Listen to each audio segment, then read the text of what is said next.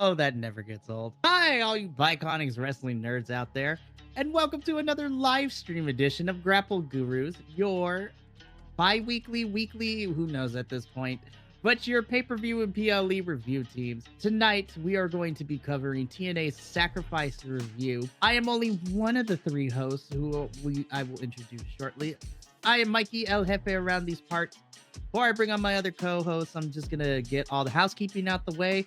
It's short and simple tonight because we got a lot of wrestling to talk about with this pay-per-view. We like to thank you so much for tuning into this live stream. You can catch the live stream and an edited version of this pay-per-view review later on our YouTube channel, where you can go and explore all the other types of videos we got going on, from the reviews of the weekly shows to the pay-per-views to all kinds of fun stuff over there. You can follow us all over the social medias at BC WrestlePod, and when you go to our social medias, you can also follow us on Next Level, which we are proud to be a brand ambassador for them. So make sure to go check out all that fun stuff where you can congregate with your fellow wrestling community peoples and talk about the wrestlings. It is a great time. Unfortunately, we know you're busy and life can sometimes take us in directions we can never expect. So if you can't commit to watching our beautiful faces on a weekly basis, fear not, because we have a solution for you. You can listen to our reviews, as every single review has an audio podcast version.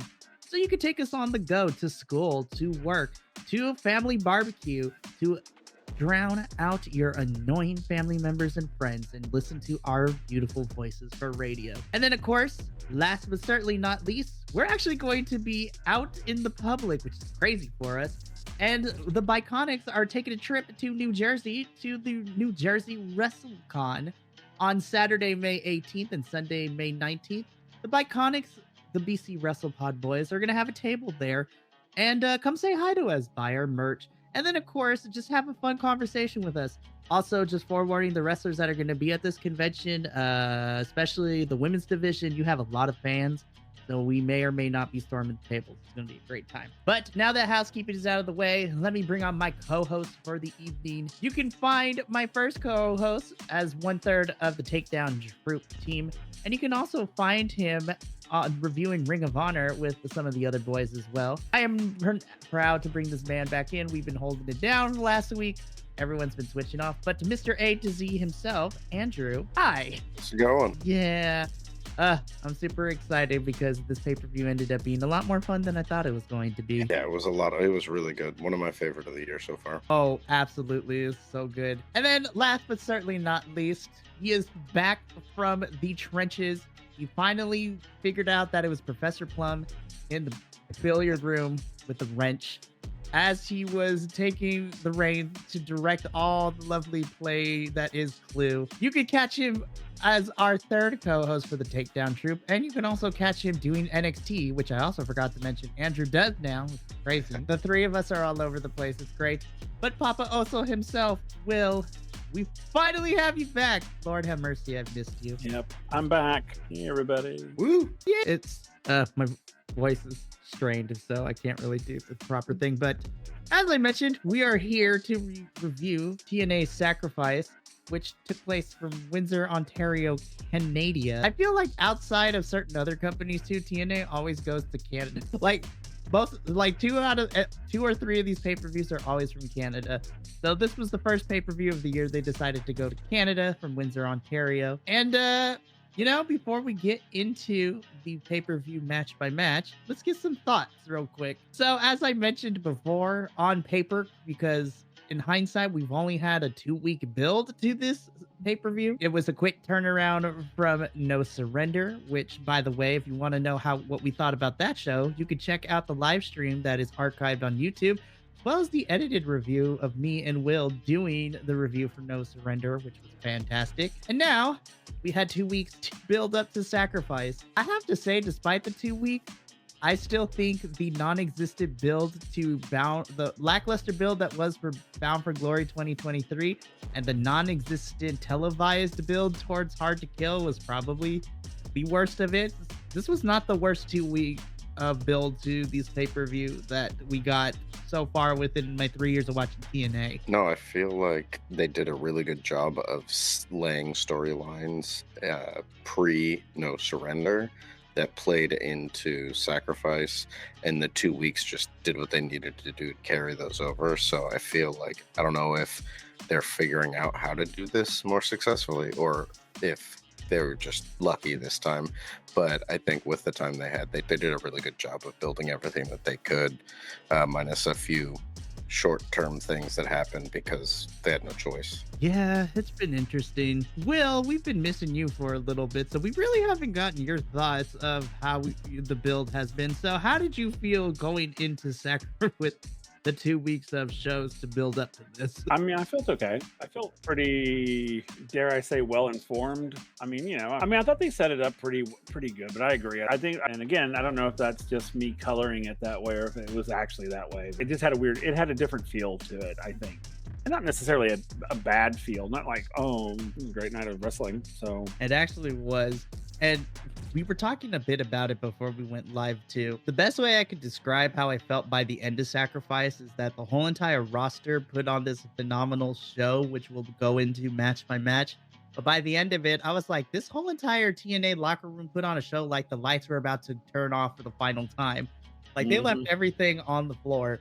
We'll talk about it because I'm still going back and forth of what ended up being my match of the night. But I think I have an idea of what it's going to be.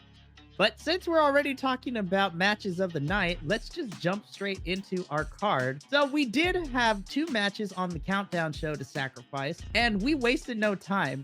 Now, I want to make a disclaimer before we start talking about this. The first 4 matches we're going to talk about, there were some technical difficulties on TNA's end, so we were watching through the best we can. And through multiple means, we were able to piece together the matches that we saw. And shout out to TNA for sending an email to all of their TNA Plus subscribers apologizing for the technical difficulties. And they didn't have to do that, but they did.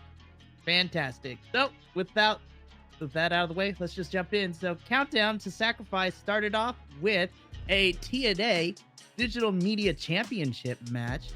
Originally, this was supposed to be Crazy Steve, the champion, defending the title against Laredo Kid. But unfortunately, due to travel issues, Laredo Kid could not be at Sacrifice. So literally the day of, we got word that the longest reigning TNA Digital Media Champion, Joe Hendry, would be stepping up to take on Crazy Steve, placing Laredo Kid. And honestly, I love Laredo Kid, but this was a fantastic choice for a replacement because it ended up being a fantastic and fun match too.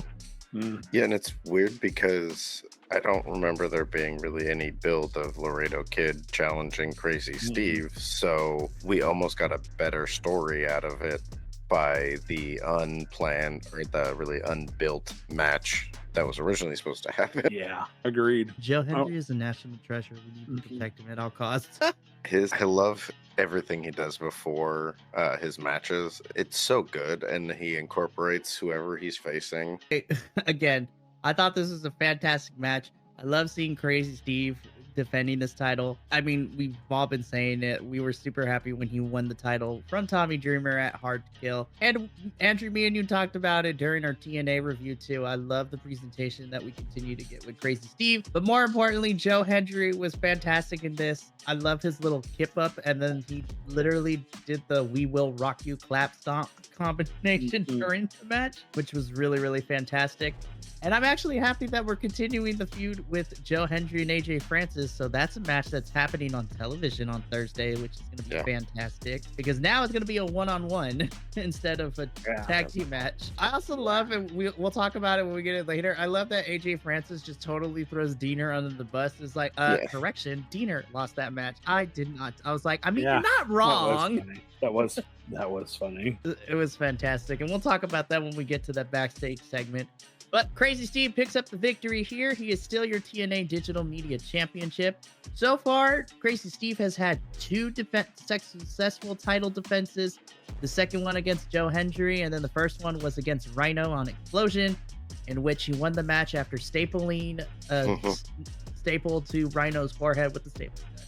Crazy. So we move on from here. We get a backstage segment real quick with Gia Miller as she's talking with the Rascals and Steve Macklin. The Rascals are hyping up that Macklin's going to be out there, and then Macklin is just like, no, I'm not. I was like, but I believe in you too. The Rascals were like, bro, really? This is how you gonna do this? Fine. Well, you know what? If it's cool, if you're not coming out for our match, then we won't come out for yours. It was like, we believe in you too. I was like, Trey was not happy. I kind of was wondering if we were going to see the ending of this union between these three, but when they announced the matches for next Thursday, they're wrestling together in a 6-man match. So maybe that'll be the final nail in the coffin, is them losing. But it's been fun while they've been together, but I didn't expect it was going to last forever. No, and we've come to learn that nothing in TNA lasts forever. Just like losing streaks, because after this little segment, we jump into our second countdown match. This is the inevitable rubber match between the Rascals and Speedball Mountain. Both teams are tied 1-1. And I was like, wait a minute, when did Speedball Mountain win a match? And I'm like, oh, okay, I got to go back all the way to Final Resolution. I was like, okay, I remember when the announcers named off, I was like, oh yeah. Wow, that was a while ago. But Speedball Mountain won the first one against the Rascals at Final Resolution. Rascals got a victory on the countdown show for No Surrender. And this is the proverbial rubber match. I gotta say, my move of the night, my move of the match had to go to Mike Bailey when he stacked Trey and Zach on top of each other and did the double knees. Was fantastic. My move was when the Rascals hit that like blockbuster doomsday device. It was like a powerbomb blockbuster combo. And then who was that? I think it was Zachary Wentz hit the blockbuster and then rolled through and did like a tope over the top to take out Trent Savin outside, and he just like got so much air. It was just perpetual motion. It was crazy. Indeed. Yeah. It was a lot of fun, and I'm happy that Speedball Mountain won. I also appreciated that we actually have a graphic for the tag team for their entrance, and they have a unified entrance music now. Literally just a picture of Mike Bailey with the hands with the mountaintop, and then you just have Trent's mustache placed with it. I am looking forward to seeing Speedball Mountain wrestle other tag teams in the Rascals now, because I think they are really starting to click as a tag team. That finisher they hit together was pretty brutal, but yeah, together they're awesome. And so I'd like to see where these two teams go, because the men's tag team division, we have a pretty decent amount of tag teams in here, so it's always fantastic.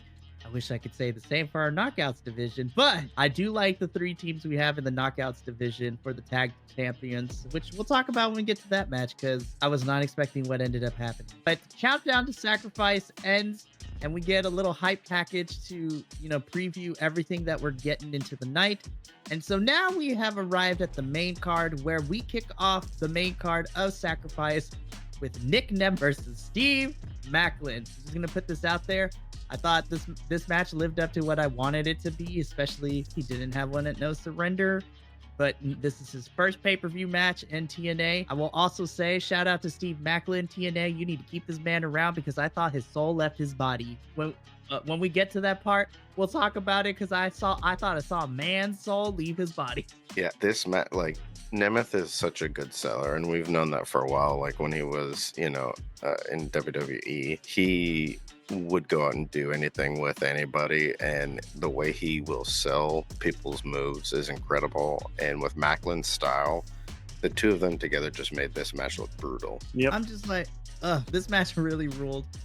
And my spot of this match was definitely when Maclin got Nick Nemeth and was like hung him by the top turnbuckle when he went to go for his version of a spear. At the last minute, Nemeth literally crunched himself over. Maclin went flying through the rope and landed head first into the timekeeper table. I was like, oh my gosh, Maclin just died on my television screen. What is happening? Well, he ricocheted off the ring post too, because he went between the turnbuckle. I was like, are you all right? Yeah. Almost Mr. Deanna. Yeah.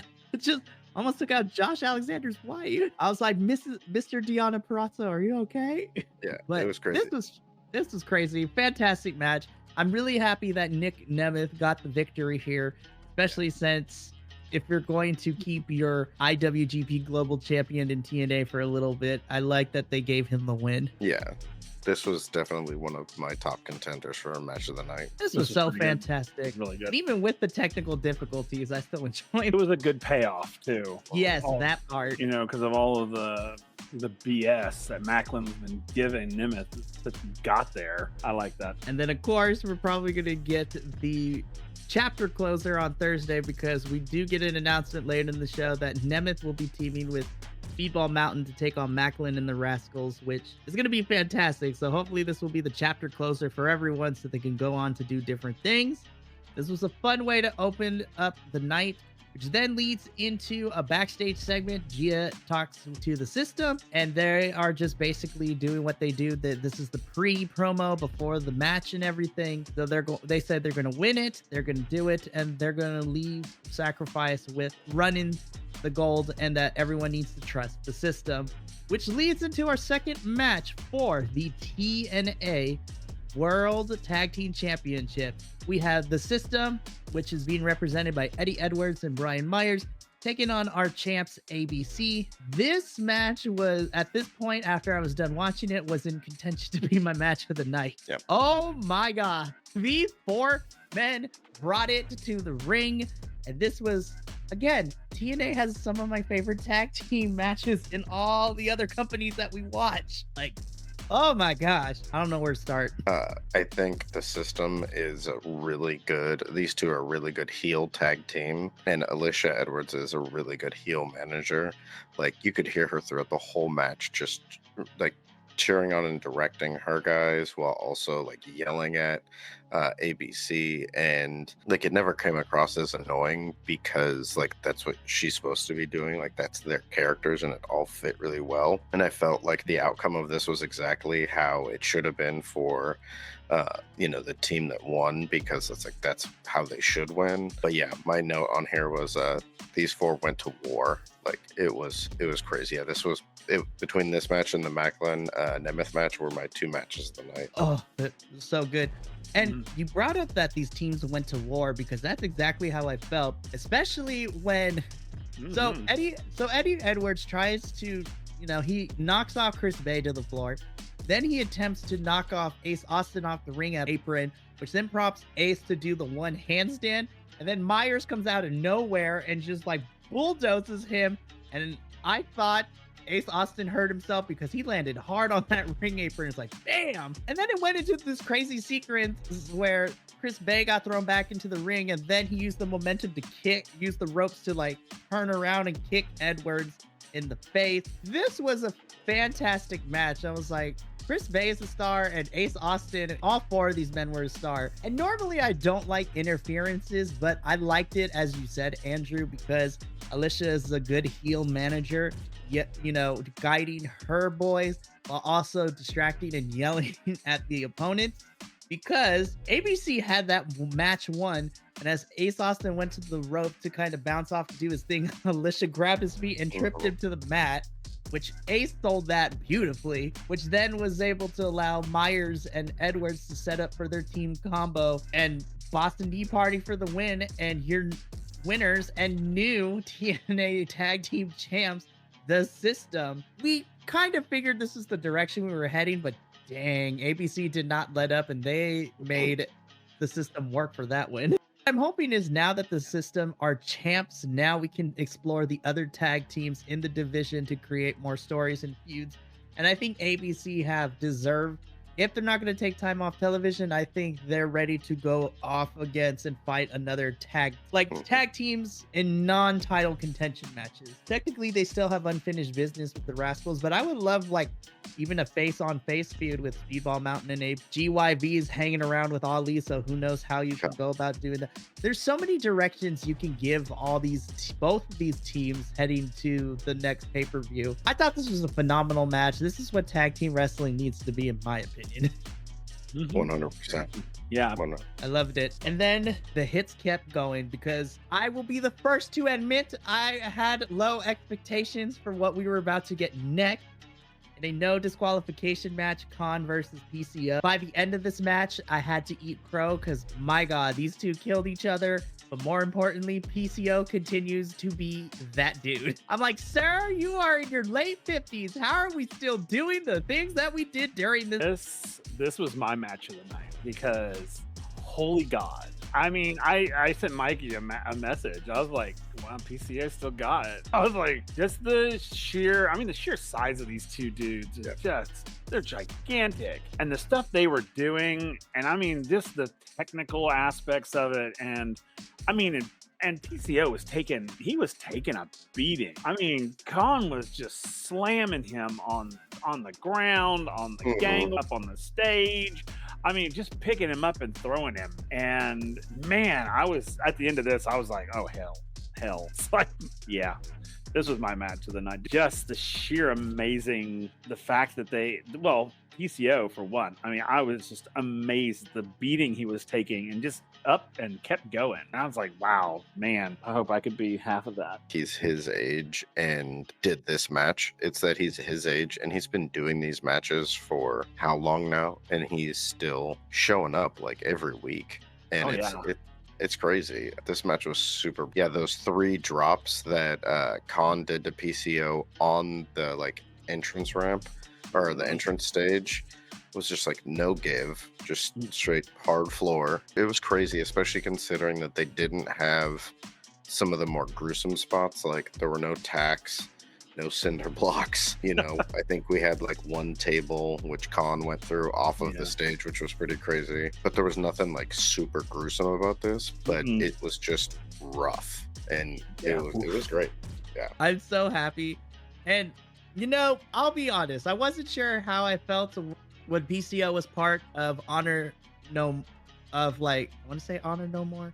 Yeah, I think that was.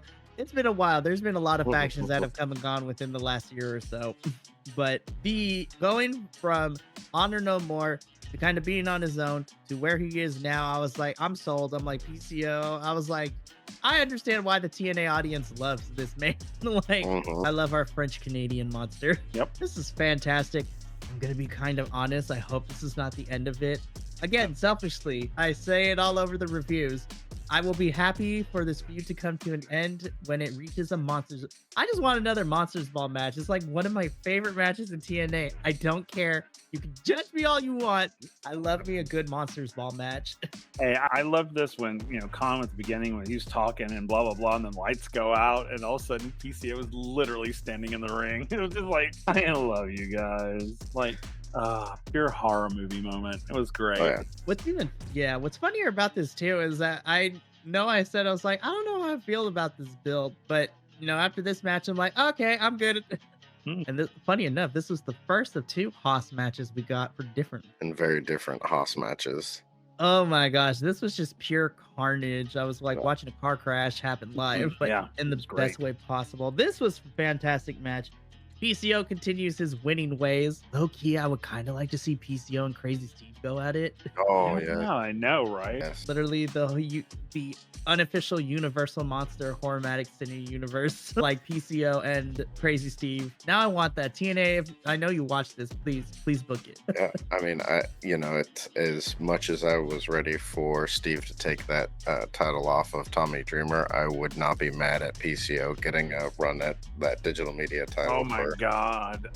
I don't know what I would do with myself. Oh my God, I would love that. Fantastic. Him discovering what the digital media championship entails and what the internet is. Like, he just doesn't even care. He's just like, whatever. Like, this is mine now. Like, okay, whatever. I'm still just going to beat people up. Exactly. Which is great. I mean, you mentioned beating people up because that's exactly what Joe Hendry wanted to do to AJ Francis. We cut backstage. Joe Hendry is getting in AJ Francis' face and reminding him that you cost me my match against Crazy Steve tonight. And are you bitter because you lost the match on Thursday? And which AJ Francis said, correction, Diener lost the match for us on Thursday, not me. And so then Joe Hendry gets a little more hostile. They're about to throw blows. Security comes in to break it up. Santino, our favorite authority figure on television, makes it official that on Thursday it will be Joe Hendry, AJ Francis one-on-one. and I am ready for it. My next question is, does Diener and Rich Swann make an appearance in this match somewhere? I think it's one of those, where you just burn all your bridges and then all your chickens come home to roost. That's what I'm waiting for. I want to know, does AJ Francis have the guts to put the Cheez-It title on the line? Oh my gosh, I would love that. Now TNA has the digital media and the Cheez-It championship. It's their version of the FTW championship. Yes, and it can only be defended in like match, which is basically a no disqualification. Instead of thumbtacks, it's a bag of Cheez-Its that you just sprinkle over the floor to slam your opponent on. You know what? TNA has also gone for. I was just like, let's make it Legos if we wanted to be more evil about it. Joe Hendry's a nerd, which we've come to learn in real life. It's just a bunch of D4s all over the place. Ooh. Anyone who has stepped on a D4 knows how much they hurt. But I'm excited for AJ Francis and Joe Hendry. So far, the night has been going pretty good. I've been enjoying the matches. I'm sitting there watching it. I was like, you know what? What's next? Oh, yeah, this match is next. I blinked. It was over. So I feel this is where we're going to have some opinion. So this was our Knockouts World Tag Team Championship match. MK Ultra, our girls, the champs, taking on Danny Luna and Jody Threat, who now go by their tag team name of Spitfire, which I like. I think it's really, really great. So I can literally explain how this match goes in 10 seconds. Spitfire makes their entrance. MK Ultra dog walks them. They fight for a couple minutes. Bam, it's over. And with the surprise roll up, the Spitfire are our new Knockouts World Tag Team champs. Okay, so I want to start out with the good. I love all four women. That's as far as I'll go. The match itself was decent for the time it got, and I will also give that as a plus, but that are the only two things I liked about this match, because I have issues with hot potatoing these championships, which I understand we only have 3 Knockouts tag teams in this division, but we literally just hot potatoed Decay's titles to MK Ultra 2 weeks ago, Fred No Surrender, and now we're hopping to Spitfire here. What is happening? I don't understand this. Yeah. Again, and I agree with you, Mikey. I love all 4 of these women. I think they're all 4 incredibly talented wrestlers, and the teams are great.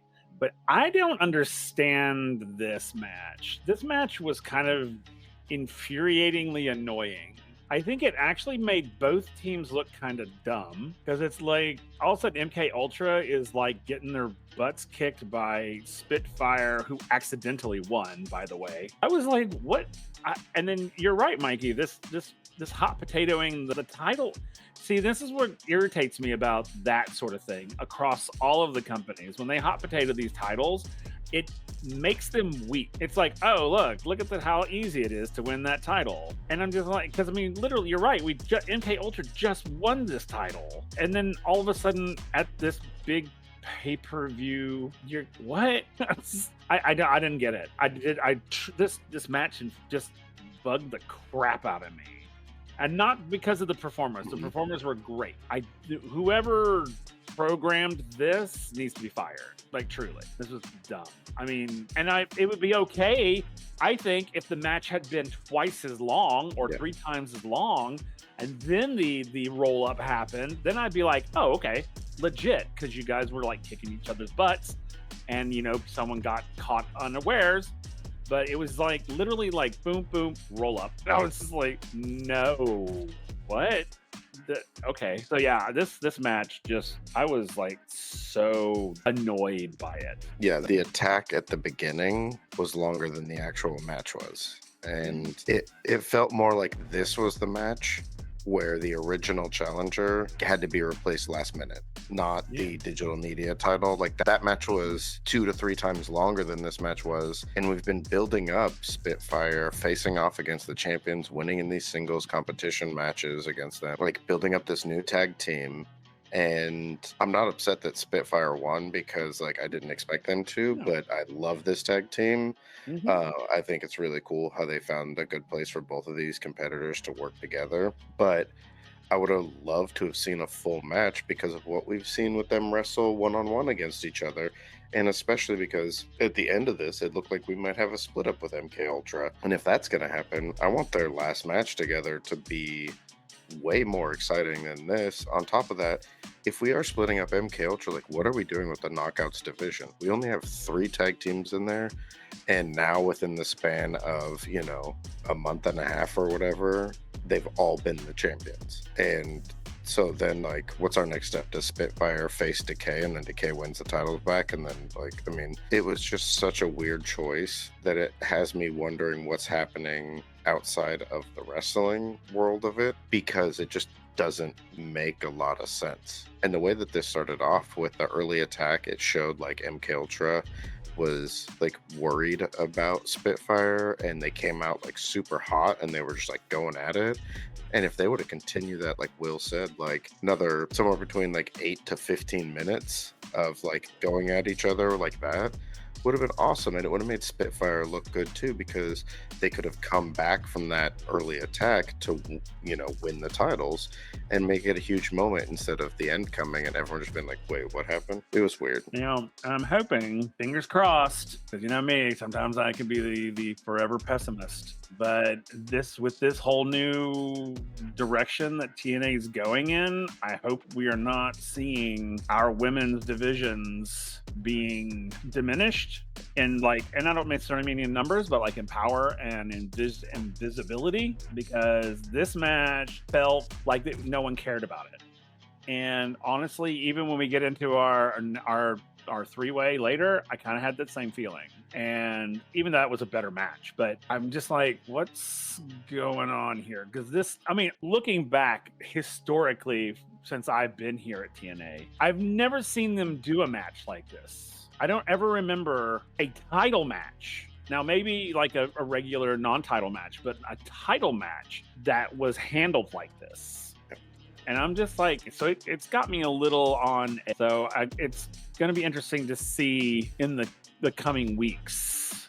And so what's happening with our women's knockouts division? Because yeah, I do. It's got me a little worried. So. And see, the weird thing is that like when MK Ultra won those titles, you know, it was the Death Dolls, and they had to go to the Undead Realm to, you know, find themselves again, which then brought Decay back, which had me super excited. And I was even okay with Decay losing the titles at No Surrender to MK Ultra, because I was like, okay, cool. So these are 2 established tag teams, and in the midst of this, we're building up Luna and Threat as a tag team. But we literally just had a 2-week title reign for these titles to be hot potato to Spitfire. And I want to clarify that I do not blame Killer Kelly, Masha, Danny, or Jody in this situation. They did the best they could with what they were told and what was asked of them from creative and is telling them backstage. But this was my least favorite match of the evening. And that's unfortunate, because I love all 4 of these women, and we know that they can go individually and as teams.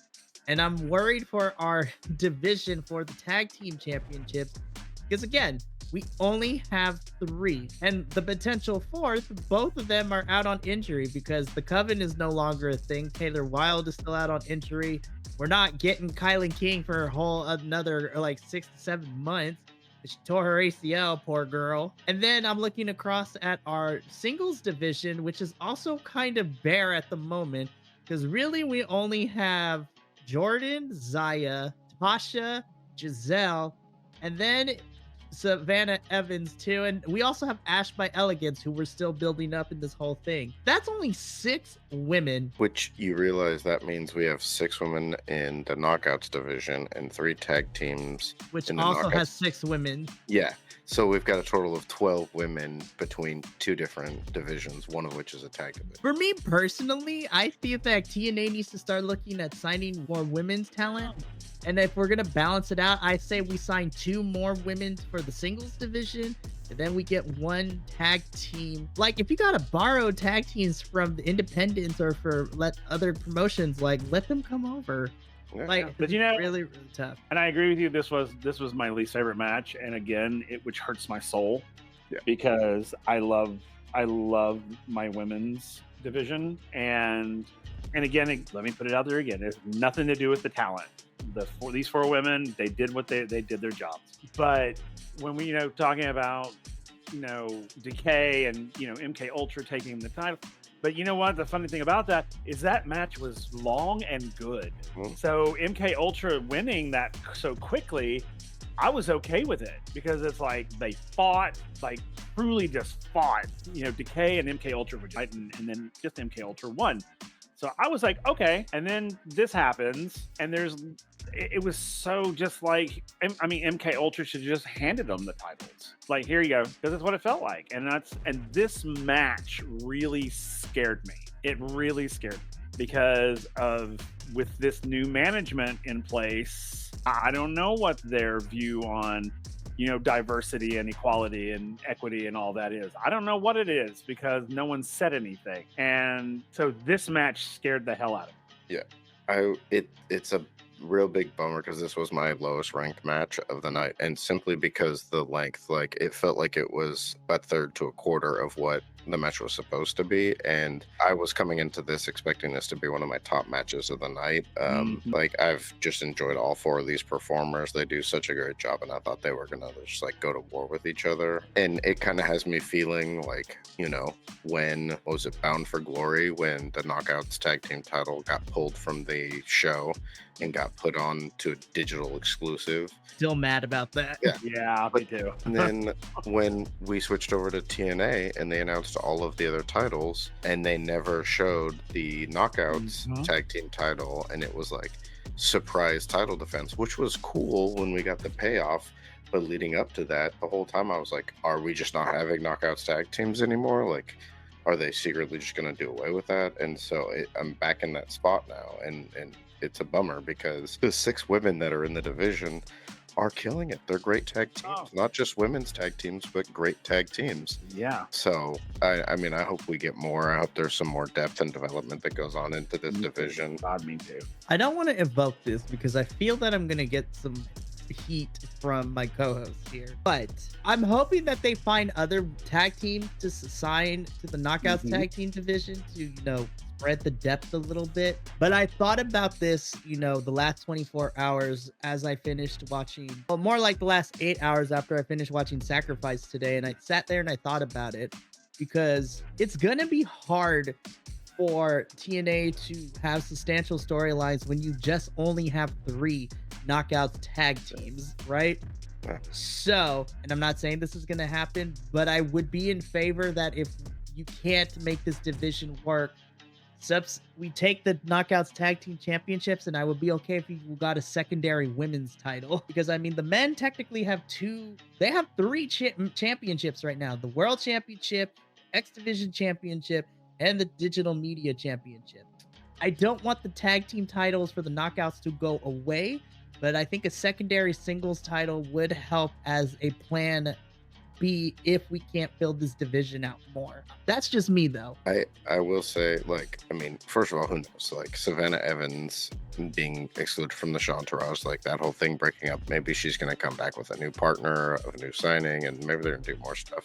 But yeah, if they're not going to be able to do this tag team, because it eats up 6 women, just having the 3 tag teams that you could split up. I mean, but the nice thing is if you introduced a secondary women's title, like the X Division title version, like some other, you know, make it their Intercontinental, International title or whatever that the women wrestle for. You also have to remember that the Digital Media title is technically an intergender title, so men and women can wrestle for it. You could divide those women up. You can have the Knockouts World title, the Knockouts whatever title, and the Digital Media title.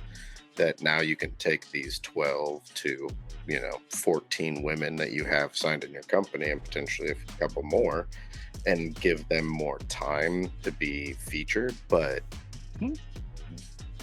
I think at this point, the problem is with the lack of depth in the Knockouts tag team division, you basically they're kneecapping themselves because you can only do so much, and at a certain point, it's just going to get redundant. Like, so I just hope they do better with what they have, and just TNA has a pretty small roster, and I think it'd be really nice if they start to bring in some more people. They've got a great platform for you know, upcoming wrestlers or international wrestlers who are, you know, would like to have a bigger stage or a more wide-reaching stage. And so it's like, I think it's time to start putting up the money to get some of those people into TNA. And Andrew, we kind of spoke about this before we started the live stream too. if we need to get more women in general in the roster, we do have that partnership with AAA. So once visa situations get settled, bring in like Sexy Star too, like bring in all the women from like AAA to be in there too. And then there's a bunch of women on the independent scene that I would love to see. Like the one that comes to mind is, and we also talked about her too. I don't know if she would do TNA, but I never thought we would see Okada come back too. Like have Julia come in for a match or two or something like that. I just am so afraid. I love all 6 knockouts tag teams we have in this division, but Andrew, you're right. You can only do so much storyline wise with the 3 teams you have. What is probably going to end up happening is we're going to probably end up with a triple threat at Rebellion between these 3 teams, which I would be all for, and it has the potential to be built very well.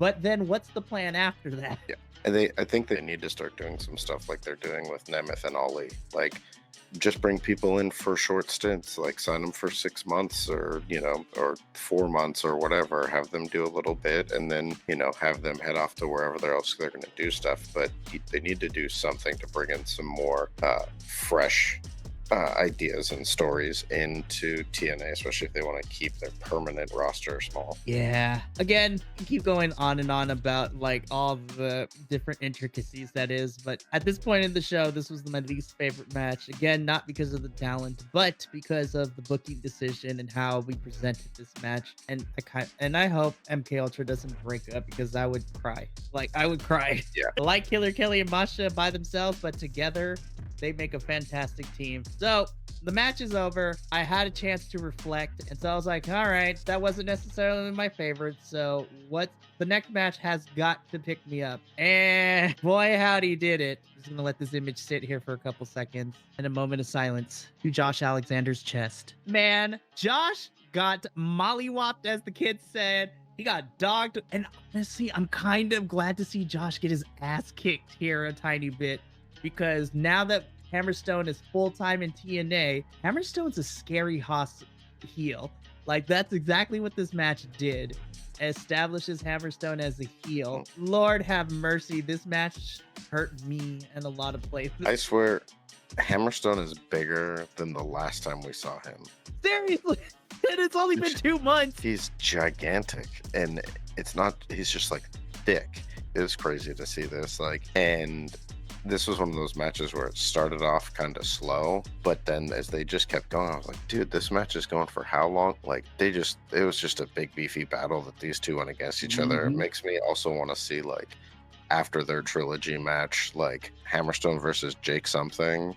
Like, I mean, just there's so many crazy, and then Hammerstone versus all of the crazy high flyers and all the other performers in TNA. But the 2 of these was just, I mean, it was crazy to watch this, and it got me super excited for the trilogy match between these 2. I mean, we said it during our Hard to Kill review. That match felt different in the sense because it was, at that time, it was just a one and done for Hammerstone. At that point, he was a free agent and he was just traveling around doing different independent circuits. Then we get, confirmation that, hey, Hammerstone and Alexander are going to be fighting. And I was super impressed with Hammerstone. I love the match at Hard to Kill. And I was super happy when we got confirmation literally last week that they signed Hammerstone full time.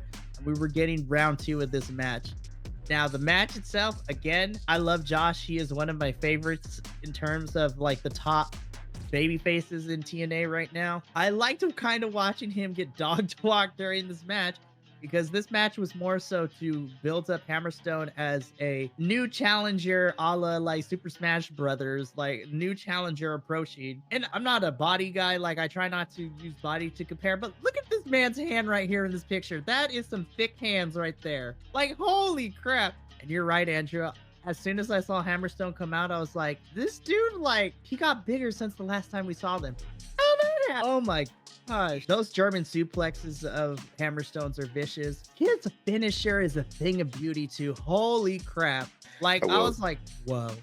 I will say, I know it was totally a fluke and it was not all on him, but every time he goes for his finisher, all I can see is him hitting Savio Vega with that and like blowing out Savio Vega's leg. If you haven't seen it, just look up Hammerstone Savio Vega. But yeah, now that I think he's just gotten really good at it and he's working with people who are really good at taking it, like seeing him hit that on Josh was crazy. The little touch of Josh's headgear flying off after getting hit with that finisher too was a thing of beauty. I'm like, I don't know if it was on purpose or not, but that imagery now lives rent free in my head.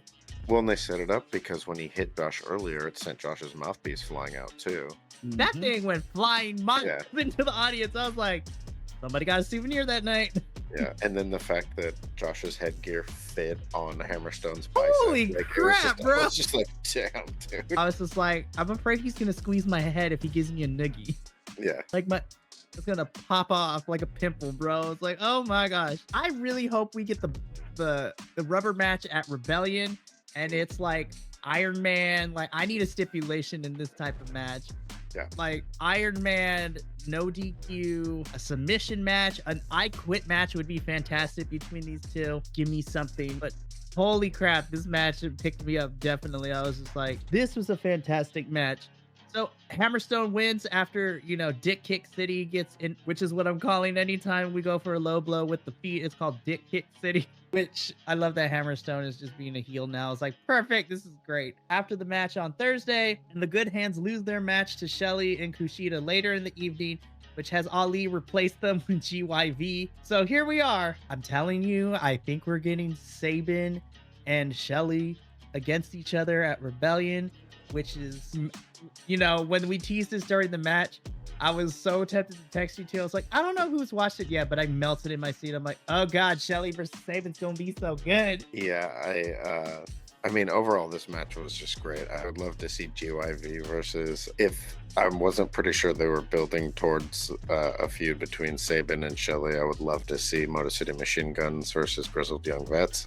I think that would be crazy. I know we've got some matchups coming up next Thursday that got announced too, but this match was just phenomenal wrestling. This was almost up there with almost tied with my other two matches for Match of the Night. And yeah, it was so much fun, and I hope that what we're getting out of this, because it feels like we're building to the culmination of this Shelly Ali feud, and I hope what we're gonna get now is, I don't know, they're supposed to have a rematch now between Shelly and Savin and Ali for the X Division title. But if Ali is going to retain in that title defense, I would hope that this will split up this feud between these two groups and let time splitters, all four of them, have their feud going on between the end of that faction kind of a thing, and that Ali move on to some other X Division, contenders like Jake something. I think this was a great way to kind of begin wrapping up this and build towards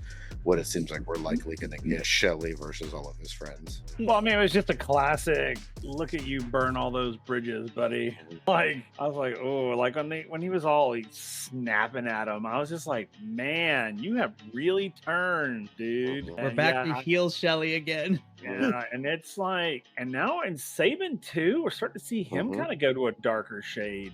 He literally punched a man a few weeks ago. Yeah, punched a dude in the face. Just for shits and giggles, basically. And it's like, ooh, good Lord. I literally yelled at my television screen when that happened. I'm like, he needs some milk. Get this man to first. I had to pause because I was like, oh my gosh, I think I may have saw a tooth fly out. So, holy crap, dude. Which, I love that, Shelly got mad for it. And so did Kushida. He's like, bro, what the heck? Why we get people in the face like that? It's a complete accident. But I would like to use Andrew's analogy that he mentioned when it comes to explaining and talking about Ali's character, because this whole entire match felt very orchestrated. It's like, yes, I want them to fight. I want them to, because Ali, to me, didn't care if he won or lost. He wanted Time Machine to start falling apart. And that's exactly what he got during this whole entire match. And so I like Andrew's analogy that he said about Ali on Thursday. This is like, if we're continuing to use comic books first comic book nerds here. Ollie's politician character is very similar and akin to Lex Luthor from Superman comics. Like, very maniacal, very calculating, and his brand of evil is more vicious because he just likes to create chaos and watch the world burn. He's not necessarily like twirling his mustache and all this, but he's very methodical in how he dismantles and gets what he wants.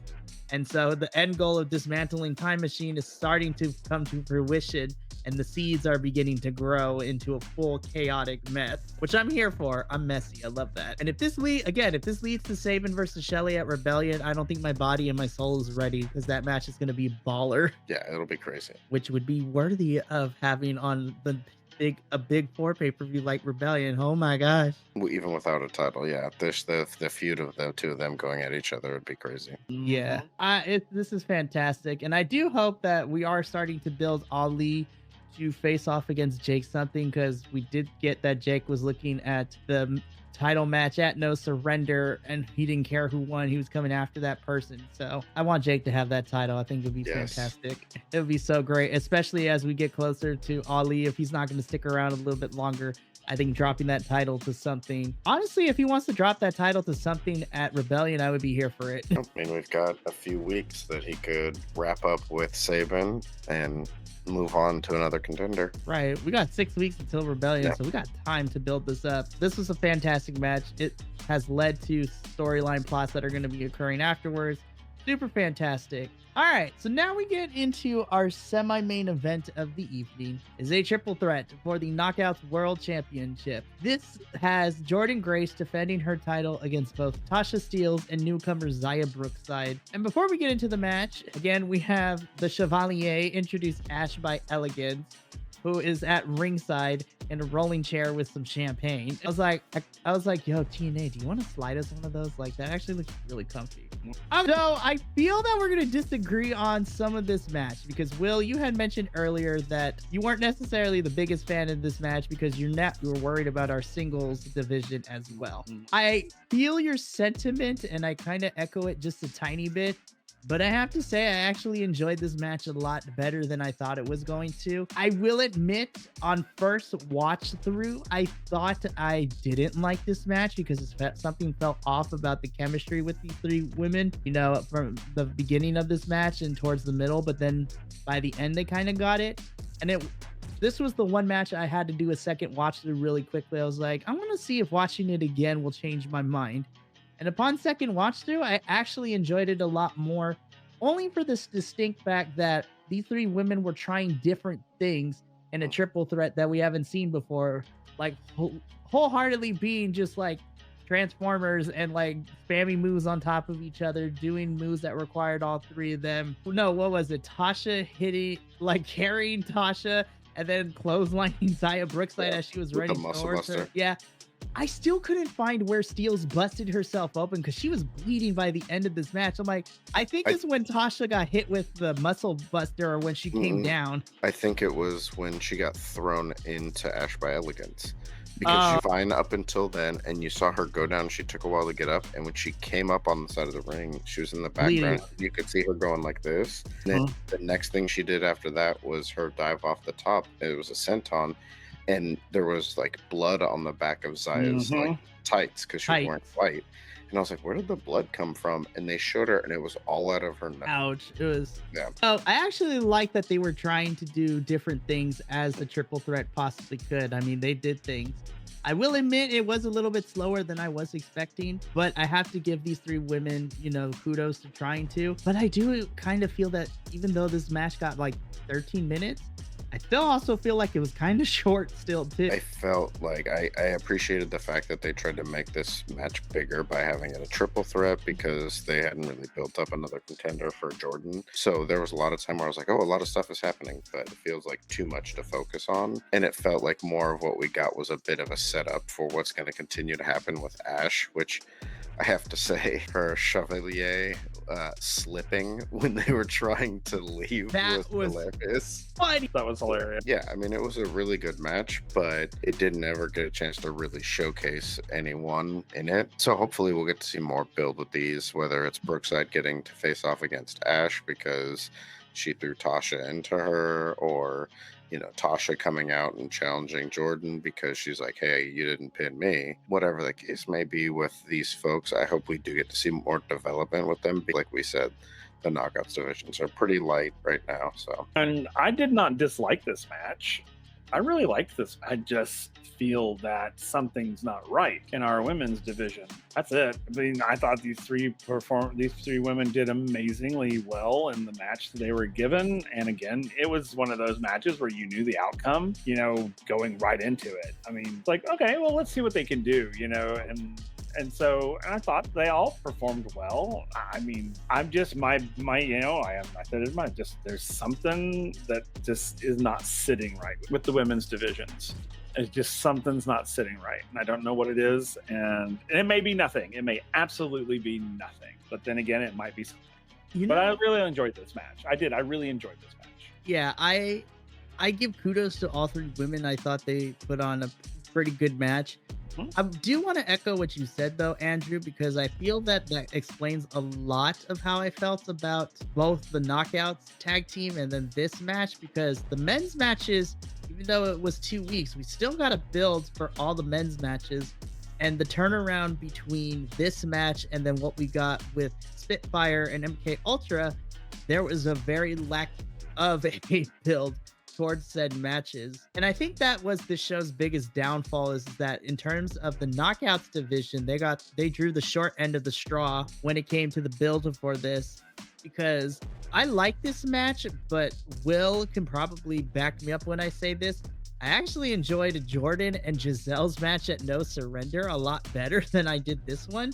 And I think it's because we had a longer build to it, because that came from building from Hard to Kill, and we finished off sending Naomi Trinity into the sunset as she went back to WWE. Also, it was kind of crazy. Me and Andrew got to witness this live, us screaming like little girls when Jordan made an appearance in the Royal Rumble. But then from that point on, we had like 3 to 4 weeks building to that match with Giselle cashing in her Ultimate X to face Jordan at No Surrender. And that match was stellar.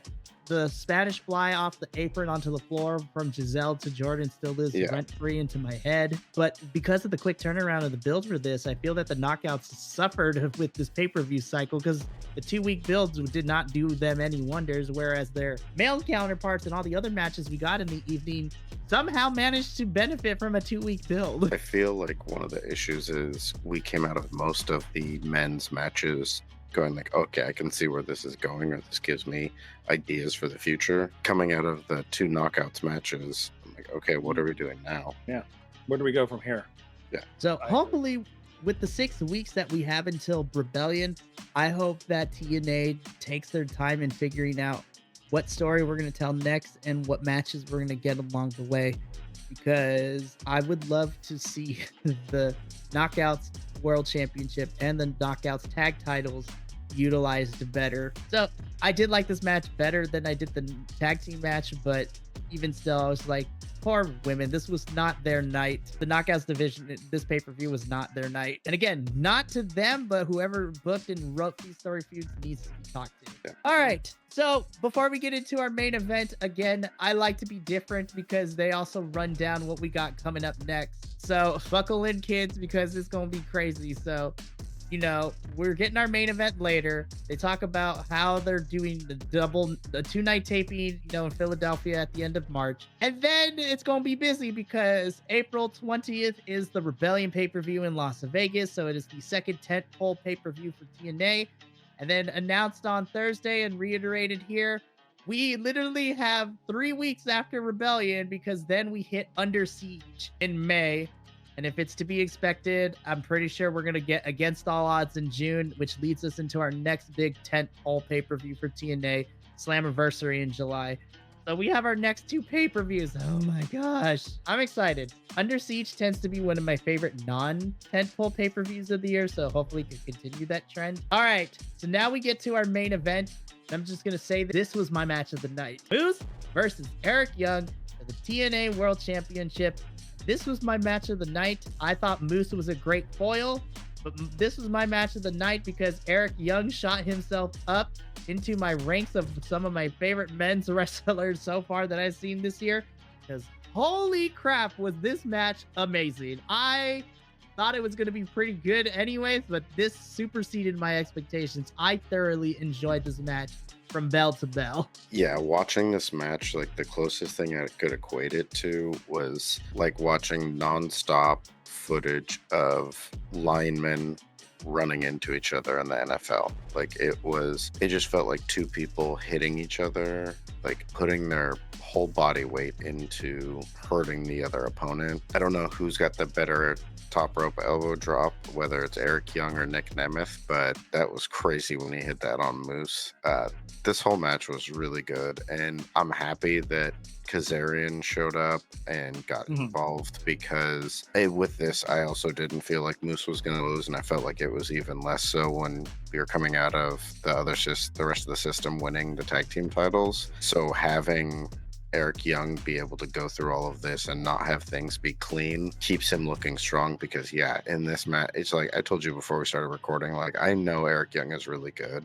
He's been wrestling for a long time. He's one of those people who's just willing to do what you give him and put 110% into it. He's super passionate. He's kind of now taken over the role of Scott D'Amore in being the voice of passion and dedication to TNA. And watching this match, I was like, damn, Eric Young is so good.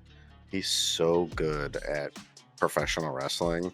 And the fact that Moose went there with him just shows you how good Moose is too. This was an awesome match, especially considering, again, we weren't expecting this. Was just randomly set up from the feud between Eric Young and Frankie Kazarian when they faced each other, and they were like, okay, well, I guess the winner of this gets a world title shot. And Eric Young, once again, he took that and he just went with it. Like, these two had been feuding for a year, and he gave it that same amount of passion. I have to give so much kudos to Eric Young, and not only has he shot up in my ranks in terms of wrestling wise, but over the last couple of weeks, just from his promos, and then what we read from behind the scenes stuff that's going on, I think you're right, Andrew. Young has unofficially become the Scott D'Amore now in terms of showing his passion for TNA and things like that. Eric Young has earned a hell of a lot more respect for me, both in and out of the ring. And in a weird way, I think I found the answer as to what me and Will were talking about briefly during our No Surrender review,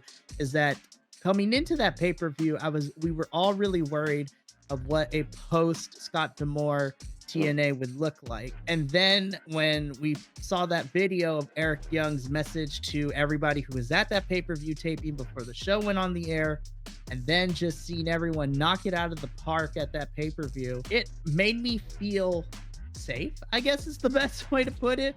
Like, my worries were washed away. They were pushed out, away. They were put to the side. And then, even though I have some critiques about Sacrifice, I still felt that, this match, because despite my biggest issues, which were the two knockouts matches we got, not from the talent, but, the execution and the booking of it all, I really enjoyed this pay-per-view still. And Eric Young has kind of continued to give me hope that TNA for 2024 is still going to reach the height of where I would like to see it. And we still got all of 2024 left. I really want to see TNA reach that next level and break through that next ceiling for them. But as far as this match goes, this was my match of the night.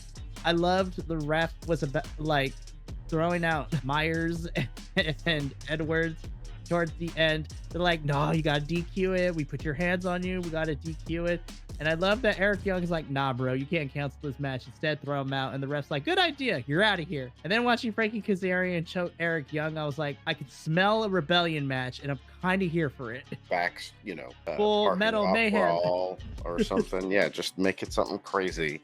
Pull out something out of the archives of TNA and just make it insane. Let these two, because they'll go for it. Oh, absolutely. But yeah, this was my match of the night. I thought this was fantastic. This was the longest match of the evening, and due to a Frankie Kazarian interference by choking Eric Young out with support, allowed Moose to hit a second spear, which allowed Moose to retain, and we end Sacrifice with Moose and Brian, our new tag team champs, Brian Myers and Eddie Edwards, basically running two big men's titles and their divisions and holding them hostage, which makes a very fun story build going into Rebellion of who is going to try to come up to dismantle the system, so to speak. And we've reached the end of, Sacrifice. So, boy, you know what we must do now. We got to give our final ratings for this. So, for TNA Sacrifice pay-per-view, we've covered all the matches. We covered the backstage segments. How would you rate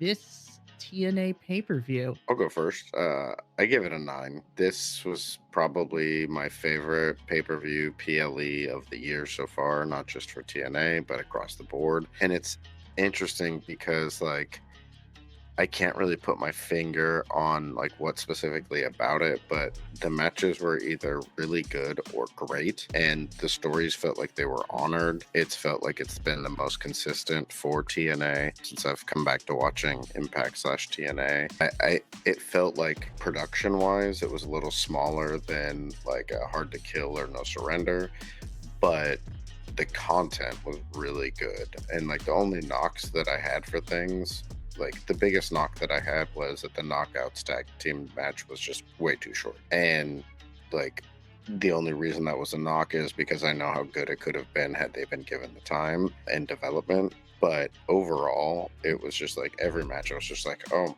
what's happening? Okay, this match was great too. So it was a 9 for me. Very, very nice. I'll go next. I'm gonna be close in what you gave, Andrew, but I'm gonna give this an 8.75 out of 10. I really did enjoy the match. I agree with you that the Knockouts tag team match was my lowest rated because I wish that got more time, because I know that when given the time, I know all 4 of those women can go. And I think being 2 weeks ahead after No Surrender just happened, I think I like the matches at No Surrender a little bit more because of the stakes that were involved. There was also things that I critiqued about that. But one thing I do agree is that even though I give this an 8.75, again, the last 3 pay-per-views that we had, Hard to Kill, No Surrender, and Sacrifice, that TNA locker room is like standing on business, and they're wrestling like the lights are about to go out for the final time. So they're always bringing it. And this is not a little independent federation. So when I say this, I was like, other wrestling companies, take notes. Because when you let your talent do the talking in the ring, you have the potential to shut the naysayers down. I'm just putting it out there. And utilize all the talent you have. This is a small roster and everyone feels like they're playing a part. You other companies have so many people on your roster and we only get to see like a 4th of them at any given time. Do better. But I give this an 8.75. I thought this was still a strong pay-per-view. And despite my critiques, so far TNA has been very consistent, and there hasn't been a bad TNA pay-per-view so far this year, which I can't say for the other companies, but TNA has consistently been on the top for me and hasn't disappointed me yet. True. Okay. This may actually come as a shock to you, but I actually gave this a 9 because I thought the pay-per-view was pretty damn good. I really enjoyed it from beginning to end. My only issue is the whole women's division conspiracy, whatever the hell's going on there. But other than that, I thought all the matches, you're right, I thought they were either really good or fantastic. I mean, they were great or fantastic, I guess we'll say. And it was just the women's division that was disappointing. And I think, again, and not because of the talent, but because of programming, and whoever was creating the story for this just didn't create enough backstory for them to make sense. And then, of course, the MK Ultra Spitfire match made absolutely no sense. Like there was nothing, like almost felt like just throw them in a ring and whatever happens.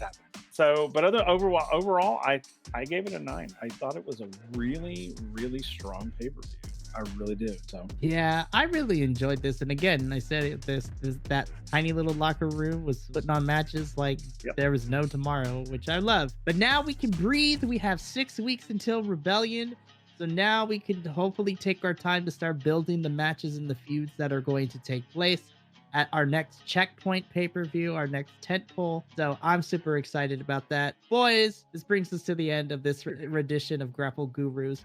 And this does bring us to our final pay-per-view of the month, because we are officially done with pay-per-views, which on the one hand is great. right? It's super fantastic. We get the next 2 weeks to breathe. But before we sign off for the evening, I want to do a little bit of housekeeping, and I'm going to put this out there since we're not going to be back with another pay-per-view review before this. But the Bi-Conics Wrestling boys are all participating in what I have dubbed the WrestleMania 40 Gauntlet. So what does that mean? Well, during the week of WrestleMania, so that last couple of days of March and the first couple of days of April going into WrestleMania weekend, there are a total of 4 mother tuck-in pay-per-views. Count them. NXT Stand and Deliver, Ring of Honor Supercard of Honor, Night 1 of WrestleMania, Night 2. And that's only counting WrestleMania weekend. Rebellion and AEW's Dynasty are back-to-back too. Rebellion is on Saturday the 20th. Dynasty is the 21st. So El Jefe is going to be busy with a bunch of the boys. But referring to our WrestleMania Gauntlet, -1 because he's going to Puerto Rico. Lucky person want to go to Puerto Rico. But the rest of us Bi-Conic boys have all signed up and we have all been assigned duties. So here's how WrestleMania 40 weekend is going to go. The regular reviews are going to be going dark for that week, starting on that Thursday. Thursday will be the last regular review for AEW Dynamite, because then that Friday, Saturday, Sunday, Monday, and Tuesday is all dedicated to WrestleMania. So what can you expect? Well, I'm glad you asked. Friday on April 5th is the semi-live review of Ring of Honor, Supercard of Honor. The Ring of Honor boys are going to be watching and also reviewing the pay-per-view as well, which is going to be a long pay-per-view. Oh my gosh. But Saturday morning, you will see the three of us plus a couple others are going to be watching Stand. And then some of us will also be watching, WrestleMania Night 1. But here's where the important thing is for all of you fans out there. Sunday morning, April 7th, is going to be the NXT Stand and Deliver review, where myself, Andrew, Will, the Professor, and Minnie, we have 5 people reviewing this pay-per-view, so it's going to be very interesting, are going to be reviewing Stand and Deliver, which is also kind of great because technically, by proxy, all 5 of us are watching NXT, but 3 of us are reviewing it on a regular basis. So that's going to be a long morning. I'll bring donuts, I promise. Then on Monday, the 8th, it will be Night 1 of WrestleMania review, which will be me, the Professor, Minnie, and Luis will be reviewing that along with us. And then Tuesday, the 9th, will be Night 2, which is myself, JVL, Jesse, and Minnie. So it's going to be a booked weekend. So we are doing WrestleMania content, and we are going to be putting the regular reviews on the back burner until we get through that. So I'm going to talk with my boys because it's going to be very interesting, because we got a lot of work ahead of us. But we're going to get on out of here to go do that. So thank you once again for tuning in to another live rendition of Grapple Gurus. You can check out this live stream on replay, or you can wait for another week to have the edited review come out. But from myself, the rest of the boys here at the Takedown Troop for TNA, and the rest of the Bi-Conics boys, remember, take care of yourself, love one another, and as always, stay Bi-Conic, you guys, gals, non-binary pals, he, she, theys, and of course, all the gays of the internet. We'll see you for the next one in a couple weeks, but until then, ta-ta for now. Thank you so much for tuning in to another Vibe Tribe production. What's gonna happen next time? Well, you're gonna have to tune in to find out. But until then, remember, take care of yourself, love one another, and as always, make sure that you keep the good times rolling. Thank you for being here, and we'll see you next time.